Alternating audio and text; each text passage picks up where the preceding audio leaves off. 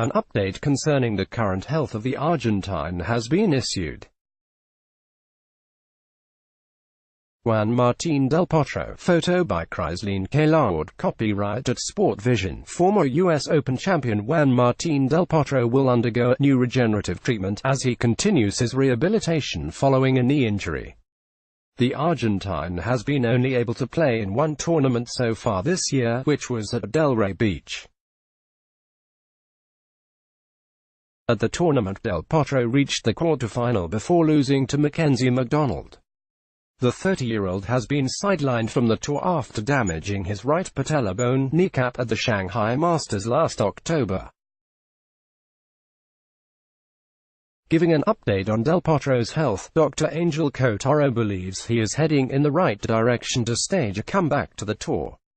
Potro is a well-known medical professional back in his home country of Spain, previously working with Rafael Nadal and the Spanish Olympic teams. Besides starting a new regenerative treatment, Del Potro will also follow a specialized rehabilitation program ahead of his return to the tour. Juan Martín del Potro visited the MAPFI clinic last week because of the fracture in his right kneecap he suffered almost 6 months ago. Since the beginning he was advised to take a conservative approach with his treatment. After participating in Delray Beach he began a regenerative treatment with Dr. Alejandro Roland in Buenos Aires. He later had multiple medical tests done in Barcelona, and considering his progress in the past few weeks, it's been decided to implement a new regenerative treatment. Also, he will follow a specific rehabilitation program led by his physiotherapist, Diego Rodriguez, which will progressively allow the player to incorporate further training and compete on tour again in the near future, Potro said in a statement.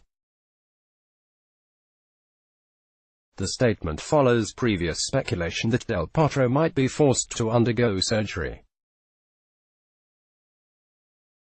His manager, Jorge Viale, told El Eco de Tandil last month that an operation is always a possibility. It is still unclear as to when the former world number 3 will return to the tour and if he will be fit in time to play at the French Open, a tournament he has only been able to play in twice since 2013. On April 4, Del Potro tweeted that doctors was satisfied with his progress and that he will be returning back to the practice court soon. This week I had multiple tests done on my knee in Barcelona by Dr. Angel Potro, and after reviewing my results he advised me to continue with my current treatment. He is satisfied with my progress and soon I will be back on court training. Thank you all for your kind messages. Hugging face, Juan M. Del Potro. At Del Potro. Juan, April 4, 2019. Del Potro is currently ranked 9th in the world rankings. During the upcoming clay swing of the tour, he has a total of 900 points to defend, most of which will be at Roland Garros, where he reached the semi-finals last year.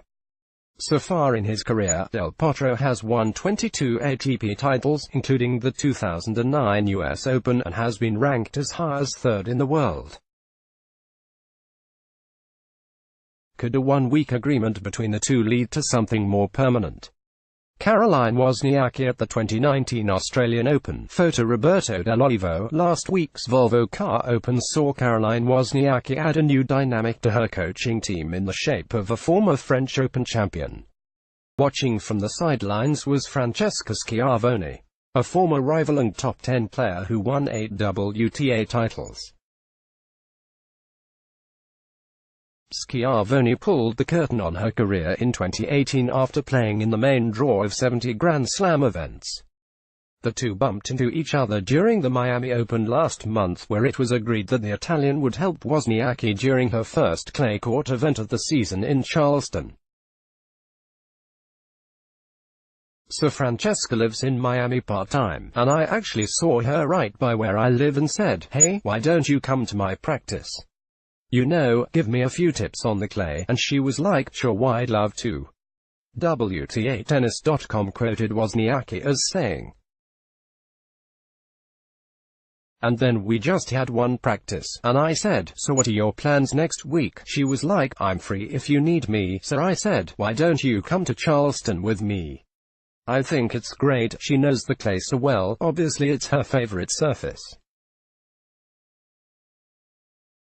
For me, it's just good to get a few pointers and a few tactical things, stuff like that.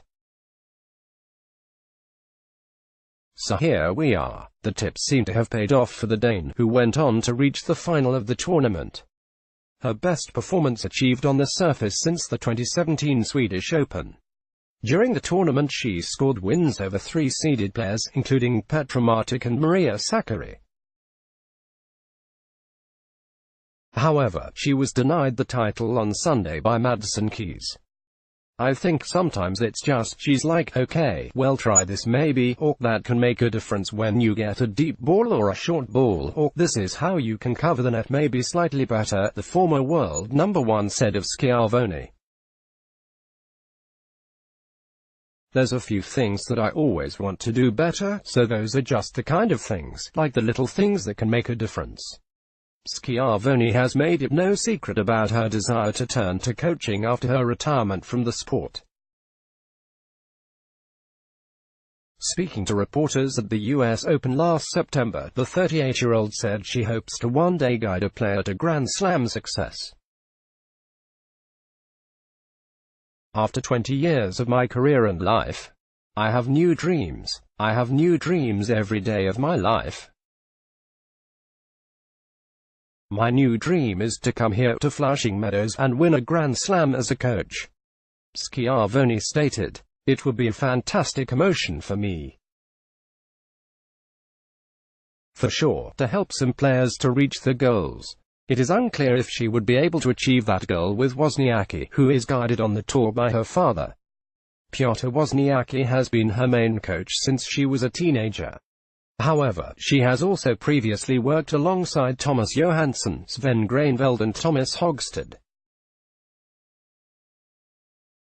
Piotr will undoubtedly remain the top dog in the team, but will there be a space for Schiavone during the European swing on clay?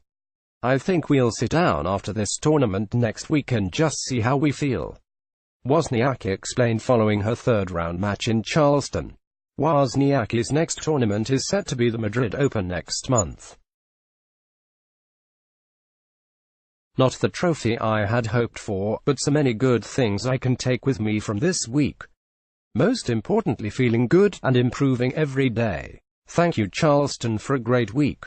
pic.twitter.com/rttszvolt Caroline Wozniacki at Cara Wozniacki, April 7, 2019. The 24-year-old has scored her first WTA silverware of any kind since 2017.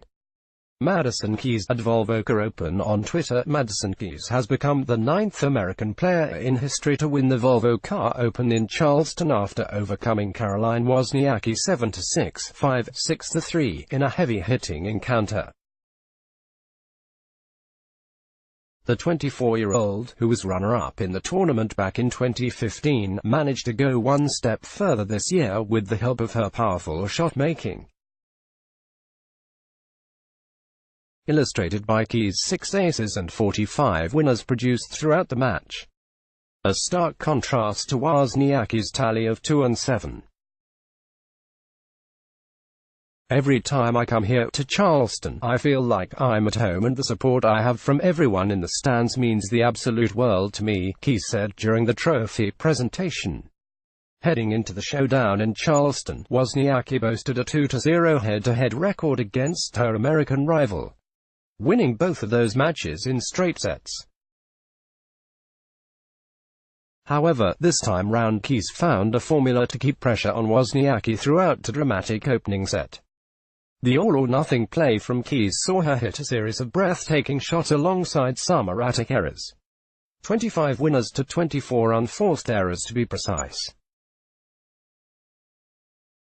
Trading breaks during the early stages of the match. It was a tiebreaker that separated the two. Keys' fierce forehand put off her opponent, who hit a double fault to hand her a mini break for 5-3. A point later, Keys secured a triple set point opportunity after a costly mistake from Wozniacki saw her leave the ball, which landed in. prompting gasps of surprise from the crowd. Still, closing the set out wasn't easy for the world number 18, who saw two chances come and go. Nevertheless, Keys prevailed on her third opportunity with the help of a winning backhand shot to clinch the opener after 75 minutes of tense play. Continuing to stand firm behind her serve, Keys battled towards the Finnish title. During the second set, it was a stroke of luck that helped her secure a breakthrough. A Wozniacki backhand into the net rewarded Keys a breakpoint opportunity to extend her lead to a set and 4-2. An opportunity she seized with the help of a shot that tapped the top of the net before landing onto her opponent's side of the court, leaving the former Australian Open champion bemused about the situation. Tasked with serving for her maiden clay court title, Keys roared to 2 championship points against her frustrated rival. Victory was then secured with the help of a straightforward volley, resulting in a fist clench and a roar of joy from the new Charleston champion. What a week for at Madison. Keys defeats Tatjana Maria, Jelena Ostapenko, Sloane Stephens, first win, Monica Puig, and now Caroline Wozniacki, first win, to capture her first clay title, first title since 2017, and 4th overall.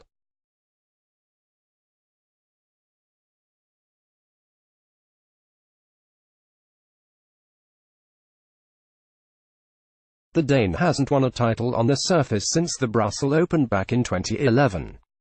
In total, Wozniacki has won 4 titles on the clay, which is the 8th highest amount among active players on the WTA Tour. Congratulations on an incredible week and well played today. You were just too good for me, she said in tribute to Keys. I want to thank my family in my box. You guys have always been there for me when I win, or when I lose. Also, thank you Francesca Schiavone. I feel like, although my love for clay hasn't always been there, this week has been very enjoyable. Keys' triumph marks the first week of her reunion with coach Juan Todero, who worked with her during 2013 and 2014. Todero has previously mentored WTA players such as Monica Puig, Lauren Davis and Alison Riske. It was a really good first week for my coach and I. Hopefully we can keep this up at a kind of high bar, Keys evaluated. As a result of her title, Keys will rise to 14th in the WTA rankings when they are updated on Monday. Meanwhile, Wozniacki will be in 12th position.